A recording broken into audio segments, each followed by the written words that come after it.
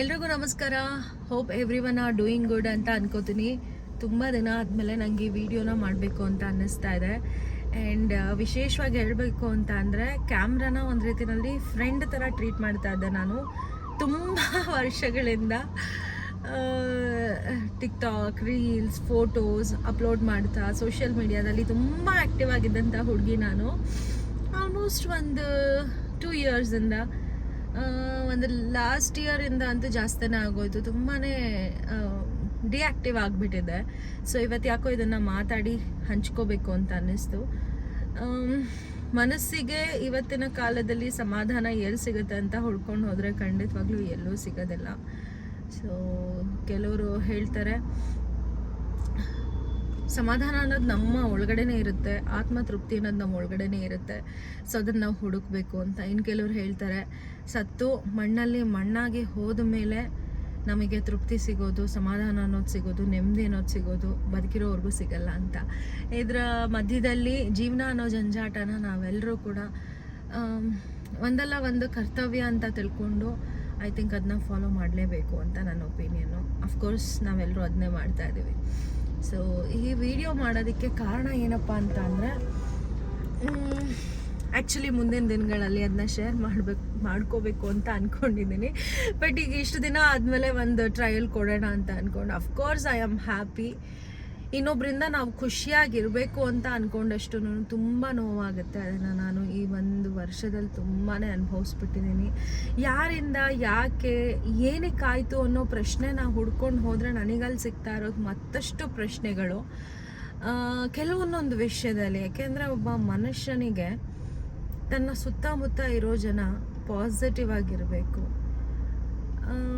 ಅದರ ಜನ ಎಲ್ರಿಗೂ ಸಿಗೋದಿಲ್ಲ. ಎಲ್ಲರೂ ಹೇಗೆ ಅಂತಂದರೆ, ಇವತ್ತು ನಾವು ಚೆನ್ನಾಗಿದ್ರೆ ನಮ್ಮ ಹತ್ರ ಬರ್ತಾರೆ, ಇಲ್ಲ ಅಂತಂದರೆ ಇಲ್ಲ.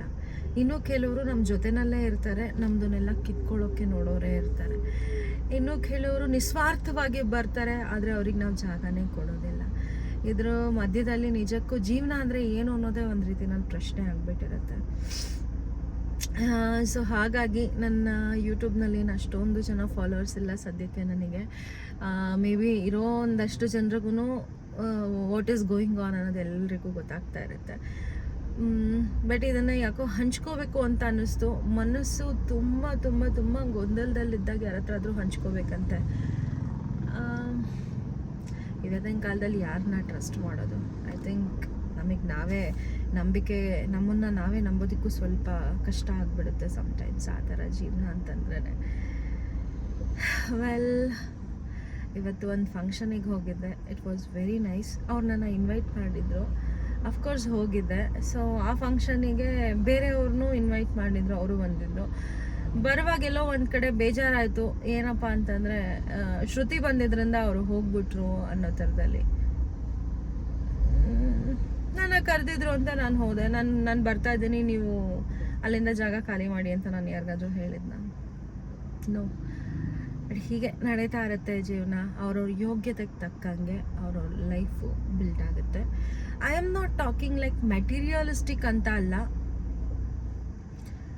ಮನಸ್ಫೂರ್ತಿಯಾಗಿ ಇದ್ದಾಗ ಎಲ್ಲನೂ ಚೆನ್ನಾಗಿರುತ್ತೆ. ಆದರೆ ಮನಸ್ಸೊಳಗಡೆ ವಿಷನ ಇಟ್ಕೊಂಡಿರೋವಾಗ ಹೆತ್ತ ಮಕ್ಕಳನ್ನೇ ಅವ್ರನ್ನೇ ಡಿಫ್ರೆನ್ಷಿಯೇಟ್ ಮಾಡಿ ನೋಡುವಂಥ ತಂದೆ ತಾಯಂದ್ರನ್ನ ನಾನು ನನ್ನ ಕಣ್ಣಾರೆ ನೋಡ್ಬಿಟ್ಟಿದ್ದೀನಿ. ಅದು ಹೆಂಗಾಗ್ಬಿಡುತ್ತೆ ಅಂತಂದರೆ, ಒಂದು ರೀತಿನಲ್ಲಿ ಒಂದು ಕಣ್ಣಿಗೆ ಬೆಣ್ಣೆ, ಒಂದು ಕಣ್ಣಿಗೆ ಸುಣ್ಣ, ಈ ರೀತಿನಲ್ಲಿ ನಾನು ನೋಡ್ತಾ ಇರೋಂಥ ಪ್ರಪಂಚದಲ್ಲಿ. ದಟ್ಸ್ ಓಕೆ, ದೇವ್ರು ನೋಡ್ತಾ ಇರ್ತಾನೆ. ಅದಕ್ಕೆ ಯಾರ್ಯಾರು ಯೋಗ್ಯತೆಗೆ ತಕ್ಕಂಗೆ ಏನೇನು ಕೊಡಬೇಕೋ ದೇವ್ರು ಅದನ್ನೇ ಕೊಡ್ತಾನೆ. That's all. ಇನ್ನೊಬ್ರ ಹತ್ರ ಕೈ ಚಾಚೋದು ಖಂಡಿತವಾಗ್ಲೂ ಅದು ನಾನು ಕೇಳ್ಕೊಂಡು ಹೋಗೋದಿಲ್ಲ, ನಾನು ಅದನ್ನ ಯಾವತ್ತೂ ಮಾಡೋದು ಇಲ್ಲ. ಸೊ ಯೋಗ್ಯತೆ ಇರೋರು ನಮ್ಮ ಜೊತೇಲಿ ಇರ್ತಾರೆ, ಇಲ್ದಲ್ಲೇ ಇರೋರು ಗೇಟ್ ಪಾಸ್ ತೊಗೊಂಡು ಹೋಗ್ತಾ ಇರ್ತಾರೆ. This is the moral of the story ಅಷ್ಟೇ, ಏನೂ ಮಾಡೋಕ್ಕಾಗಲ್ಲ. ಸೊ ನಿಮ್ಮ ಲೈಫಲ್ಲೂ ಈ ಥರ ಜನಗಳಿರ್ತಾರೆ ಅಂದರೆ ಅವರಿಂದ ನಿಮಗೇನು ಮಾಡೋಕ್ಕಾಗಲ್ಲ. ಆದರೆ ಬೇರೆ ರೀತಿಲೇ ಬಿಲ್ಡಪ್ಗಳು ಕೊಡ್ತಾ ಇರ್ತಾರೆ.